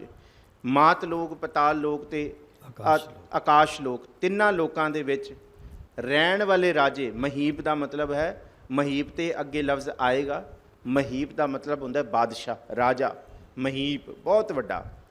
ਤਿੰਨਾਂ ਲੋਕਾਂ ਦੇ ਵਿੱਚ ਵਸਣ ਵਾਲੇ ਆਕਾਸ਼ ਲੋਕ, ਪਤਾਲ ਲੋਕ ਤੇ ਮਾਤ ਲੋਕ ਦੇ ਰਾਜੇ, ਸੁਰ, ਦੇਵਤੇ, ਨਰ, ਇਨਸਾਨ, ਅਸੁਰ, ਸ਼ੈਤਾਨ, ਕਹਿੰਦੇ ਬਨ ਤ੍ਰਿਣ ਕਹਤ, ਨੇਤ ਨੇਤ ਹਜੇ ਛੱਡ ਦਿਓ, ਬਨ ਵਨਾਂ ਦੇ ਵਿੱਚ ਵਸਣ ਵਾਲੇ ਤਿਣਕੇ ਵੀ ਸੁਣੋ, ਤਿੰਨਾਂ ਭਵਨਾਂ ਦੇ ਰਾਜੇ, ਦੇਵਤੇ, ਇਨਸਾਨ, ਦੈਂਤ, ਅਸੁਰ ਜਿਹਨੂੰ ਕਿਹਾ, ਤੇ ਪੂਰੇ ਬਣਾ ਦੇ ਤਿਣਕੇ ਤੋਂ ਲੈ ਕੇ ਇਸ ਧਰਤੀ ਦੇ ਤਿਣਕੇ ਤੋਂ ਲੈ ਕੇ ਜੰਗਲਾਂ ਦੇ, ਕਹਿੰਦੇ ਕੀ ਕਹਿ ਰਹੇ ਤੈਨੂੰ? ਨੇਤ ਨੇਤ ਕਹਿ ਰਹੇ। ਨੇਤ ਲਫ਼ਜ਼ ਆਇਆ ਨੇਤੀ, ਨੇਤੀ ਤੋਂ, ਇਥੋਂ ਬਣਿਆ ਜਿਹਦਾ ਕੋਈ ਅੰਤ ਨਹੀਂ ਹੈ। ਨੇਤ ਦਾ ਮਤਲਬ ਨਾ ਅੰਤ, ਨਾ ਅਤ ਤੋਂ ਇਹ ਲਫ਼ਜ਼ ਆਇਆ, ਨਾ ਅੰਤ ਤੋਂ। ਵੈਸੇ ਇਥੋਂ ਨਾ ਅਤੀ ਲਫ਼ਜ਼ ਸੰਸਕ੍ਰਿਤ ਦਾ ਇਹ ਬਣਿਆ ਕਿ ਜਿਹਦਾ ਅੰਤ ਨਹੀਂ ਹੈ। ਨਾ ਅੰਤ ਜਿਹਨੂੰ ਕਹਿੰਦੇ ਆ, ਉਥੋਂ ਨਾ ਨੇਤ ਬਣਿਆ ਜਿਹਦਾ ਕੋਈ ਅੰਤ ਨਹੀਂ, ਜਿਹਦਾ ਕੋਈ ਅੰਤ ਨਹੀਂ, ਜਿਹਨੂੰ ਵੱਡਾ ਵੱਡਾ ਆਖ ਰਿਹਾ। ਤ੍ਰਿਭਵਨ ਮਹੀਪ, ਤਿੰਨਾਂ ਭਵਨਾਂ ਦੇ ਰਾਜੇ, ਸੁਰ ਦੇਵਤੇ, ਮਨੁੱਖ, ਅਸੁਰ, ਬਣ ਤ੍ਰਿਣ ਕਹਿਤ, ਵਣਾ ਦੇ ਤਿਣਕੇ ਵੀ ਜਿਹਨੂੰ ਨਾ ਅਤੀ ਨੇਤ ਨੇਤ ਕਹਿ ਰਹੇ, ਜਿਹਦਾ ਕੋਈ ਅੰਤ ਨਹੀਂ ਹੈ, ਜਿਹਦਾ ਕੋਈ ਅੰਤ ਨਹੀਂ ਹੈ। ਤੋ ਸਰਬ ਨਾਮ ਕਥੈ ਕਮਨ, ਵਾਹਿਗੁਰੂ ਤੇਰੇ ਸਾਰੇ ਹੀ ਨਾਮ ਨੇ, ਸਾਰਿਆਂ ਦੇ ਵਿੱਚ ਤੂੰ ਹੈ। ਕਿੰਨੇ ਕੁ ਨਾਮ ਤੇਰੇ ਮੈਂ ਗਿਣਾ? ਤਵੋ ਪੜ੍ਹਨਾ, ਤਵ ਨਹੀਂ ਪੜ੍ਹਨਾ, ਇਹਨੂੰ ਤਵੋ ਪੜ੍ਹਨਾ। ਤੱਤੇ ਵਾਵਾ ਪੈਰਾਂ 'ਚ ਹੈ ਤੱਤੇ ਦੇ, ਜੇ ਤਵ ਪੜਿਆ ਜਾਂਦਾ ਤੇ ਵੱਵਾ ਪੂਰਾ ਪਾਇਆ ਜਾਂਦਾ, ਇਹ ਤਵੋ ਪਾਇਆ। ਤੋ ਸਰਬ ਨਾਮ, ਸਾਰੇ ਨਾਮ ਤੇਰੇ ਨੇ ਵਾਹਿਗੁਰੂ। ਕਥੈ ਕਮਨ, ਕਿਹੜੇ ਕਿਹੜੇ ਕਥਨ ਕਰਾਂ? ਕਰਮ ਨਾਮ, ਪਰ ਤੇਰੇ ਸਾਰੇ ਨਾਮ ਜਿਹੜੇ ਬਣੇ ਨੇ ਨਾ, ਤੇਰੇ ਕਰਮਾਂ ਕਰਕੇ ਬਣੇ ਨੇ। ਤੂੰ ਸੁਲਤਾਨ ਕਹਾ ਹੂੰ, ਜਾਂ ਤੁਮ ਦਾਤੇ, ਠਾਕੁਰ, ਪ੍ਰਤਪਾਲਕ, ਨਾਇਕ, ਖਸਮ ਹਮਾਰੇ, ਇਹ ਸਾਰੇ ਕਰਮ ਨਾਮ ਨੇ। ਤੂੰ ਹੈ ਮਧੂਸੂਦਨ, ਮੇਰੇ ਮਨ ਤਨ ਪ੍ਰਾਣਾ, ਇਹ ਤੇਰਾ ਨਾਮ ਹੈ। ਤੂੰ ਮਧੂਸੂਦਨ ਦਾ ਮਤਲਬ ਹੈ ਵਿਕਾਰਾਂ ਨੂੰ ਸਾਧਣ ਵਾਲਾ। ਇਸ ਧਰਤੀ ਦੇ ਉੱਤੇ ਜਿੰਨੇ ਵੀ ਵਿਕਾਰ ਨੇ, ਜਿੰਨੇ ਵੀ ਇਸ ਮਨੁੱਖੀ ਜੂਨ ਦੇ ਵਿੱਚ ਵਿਕਾਰ ਪੈਦਾ ਹੁੰਦੇ ਨੇ, ਉਹਨਾਂ ਨੂੰ ਖਤਮ ਕਰਨ ਵਾਲਾ ਤੂੰ ਮਧੂਸੂਦਨ ਹੈ। ਇਹ ਤੇਰਾ ਕਰਮ ਨਾਮ ਹੈ। ਕਿੰਨੇ ਕੁ ਨਾਮ ਤੇਰੇ ਕਹੀਏ? ਗੋਪਾਲ ਤੂੰ ਹੈ, ਗੋਪਾਲ ਤੇਰਾ ਆਰਤਾ ਭਗਤ ਜੀ ਕਹਿੰਦੇ ਆ। ਧਰਤੀ ਦਾ ਪ੍ਰਤਪਾਲਕ, ਗੋ ਕਹਿੰਦੇ ਧਰਤੀ ਨੂੰ। ਇਸ ਤਰ੍ਹਾਂ ਬਹੁਤ ਜਿੰਨੇ ਕੁ ਨਾਮ ਨੇ, ਹਰ ਇੱਕ ਨਾਮ ਦਾ ਤੇਰਾ ਅਰਥ ਬਣਦਾ ਕਿ ਤੂੰ ਉਹ ਕਰਦਾ ਹੈ। ਸਾਡੇ ਨਾਮ ਕੋਈ ਕਰਮ ਨਾਮ ਥੋੜ੍ਹੀ ਨੇ। ਨਾਮ ਅਸੀਂ ਰਖਵਾਇਆ ਹੋਇਆ ਕਿ ਪਵਿੱਤਰ ਸਿੰਘ, ਤੇ ਮੇਰੇ ਵਰਗਾ ਕੰਮ ਮਹਾਪਾਪੀ ਕਰੇ, ਉਹ ਥੋੜ੍ਹੀ ਹੈ। ਕਰਮ ਨਾਮ ਦਾ ਮਤਲਬ ਜਿਹੜੇ ਕੰਮ ਤੂੰ ਕਰਦਾ ਵਾਹਿਗੁਰੂ, ਉਹ ਤੇਰੇ ਹੈ ਕਰਮ ਨਾਮ। ਬਰਨਤ ਸੁਮਤ, ਪਰ ਸੋਹਣੀ ਮਤ ਵਾਲੇ ਤੇਰੇ ਨਾਮਾਂ ਨੂੰ ਬਰਨਤ ਬਰਨ ਕਰ ਸਕਦੇ ਨੇ। ਤੋ ਸਰਬ ਨਾਮ, ਸਾਰੇ ਤੇਰੇ ਨਾਮ ਨੇ। ਕਥੈ ਕਮਨ, ਕਿਹੜੇ ਕਿਹੜੇ ਬਿਆਨ ਕਰੀਏ ਵਾਹਿਗੁਰੂ ਜੀ? ਹਜ਼ਾਰਾਂ ਤੋਂ ਵੱਧ ਇਸ ਬਾਣੀ ਦੇ ਵਿੱਚ, ਜਾਪ ਸਾਹਿਬ ਦੇ ਵਿੱਚ ਗੁਰੂ ਗੋਬਿੰਦ ਸਿੰਘ ਨੇ ਬਿਆਨ ਕੀਤੇ ਨੇ। ਪਰ ਸ਼ੁਰੂਆਤ ਵਿੱਚ ਹੀ ਕਹਿ ਤਾ ਕਿ ਵਾਹਿਗੁਰੂ ਤੇਰਾ ਕੀ ਕੀ ਨਾਮ ਹੈ, ਤੂੰ ਕੌਣ ਕੌਣ ਹੈ, ਕਿਵੇਂ ਕਿਵੇਂ ਬਿਆਨ ਕਰੀਏ? ਤੋ ਸਰਬ ਨਾਮ, ਸਾਰੇ ਪਾਸੇ ਤੇਰੇ ਨਾਮ ਦਾ ਪਸਾਰਾ ਹੈ। ਕਥੈ ਕਮਨ, ਕੌਣ ਨਾਮ ਬਿਆਨ ਕਰੇ? ਕਿਉਂਕਿ ਕਰਮ ਨਾਮ, ਤੇਰੇ ਕਰਮ ਖਤਮ ਹੀ ਨਹੀਂ ਹੋ ਸਕਦੇ।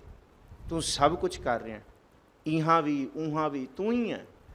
ਤੂੰ ਬਾਹਰ ਵੀ ਹੈ, ਅੰਦਰ ਹੈ, ਘਰ ਬਾਹਰ ਤੇਰਾ ਪ੍ਰਵਾਸਾ, ਤੂੰ ਜਨ ਕਹਿ ਹੈ ਸੰਗ। ਤੂੰ ਸਭ ਕੁਝ ਕਰਨ ਵਾਲਾ ਹੈ।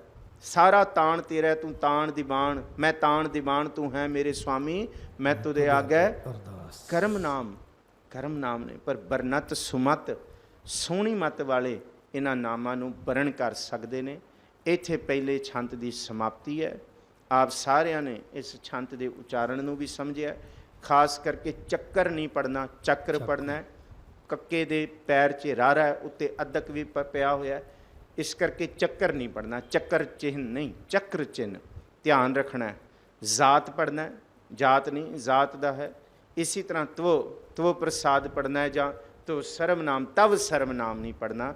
ਇਹ ਉਚਾਰਨ ਨੇ, ਇਹਦੇ ਅਰਥ ਸਨ ਜਿਹੜੇ ਟੀਕਾਕਾਰਾਂ ਨੇ ਕੀਤੇ ਨੇ।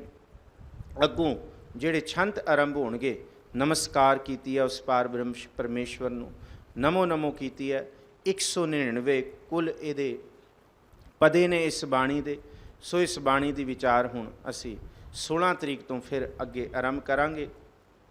ਸੱਚੇ ਪਾਤਸ਼ਾਹ ਮਹਾਰਾਜ ਜੀ ਨੇ ਬਖਸ਼ਿਸ਼ ਕੀਤੀ ਕਿ ਇਸ ਭਾਂਡੇ ਵਿੱਚ ਅੰਮ੍ਰਿਤ ਦੀ ਦਾਤ, ਨਾਮ ਦੀ ਦਾਤ ਟਿਕਣ ਵਾਸਤੇ ਅਸੀਂ ਇਹਨਾਂ ਬਾਣੀਆਂ ਦੀ ਫਿਰ ਤੋਂ ਸਤਿਗੁਰੂ ਸੱਚੇ ਪਾਤਸ਼ਾਹ ਮਹਾਰਾਜ ਜੀ ਦੀ ਕਿਰਪਾ ਨਾਲ ਵਿਚਾਰ ਕਰ ਰਹੇ ਹਾਂ।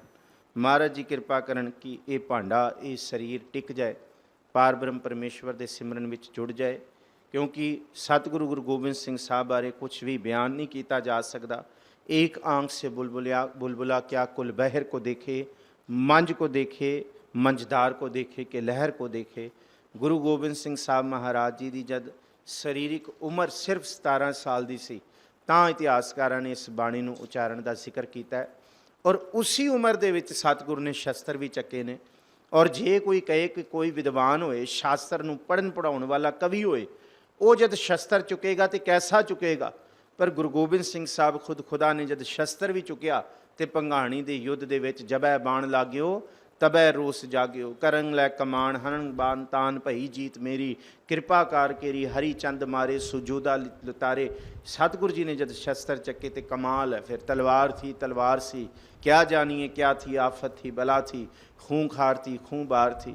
गुरु गोबिंद सिंह साहब जी का सरीरिक उम्र का जीवन सिर्फ 42 सालों का है, कुछ महीने 42 साल तो कुछ महीने। पर कारज सतगुरु जी दे इन्ने वड्डे ने ਜਿਹੜੇ ਜਨਮਾਂ ਜਨਮਾਂਤਰਾਂ ਤੋਂ ਵੀ ਅਸੀਂ ਬੈਠ ਕੇ ਗਿਣੀਏ ਵਿਚਾਰੀਏ ਤਾਂ ਵੀ ਉਹ ਅਨੰਤ ਨੇ। ਐਸੇ ਪਾਰ ਬ੍ਰਹਮ ਪਰਮੇਸ਼ਵਰ ਦਾ ਰੂਪ ਗੁਰੂ ਗੋਬਿੰਦ ਸਿੰਘ ਸਾਹਿਬ ਮਹਾਰਾਜ ਜੀ ਨੇ ਬਖਸ਼ਿਸ਼ ਕੀਤੀ ਹੈ। ਸਤਿਗੁਰੂ ਜੀ ਦੀ ਕਿਰਪਾ ਦੇ ਨਾਲ ਅਸੀਂ ਇਹਨਾਂ ਬਾਣੀਆਂ ਅੰਮ੍ਰਿਤ ਦੀ ਬਾਣੀਆਂ ਨੂੰ ਪੜ੍ਹ ਰਹੇ ਹਾਂ, ਵਿਚਾਰ ਰਹੇ ਹਾਂ।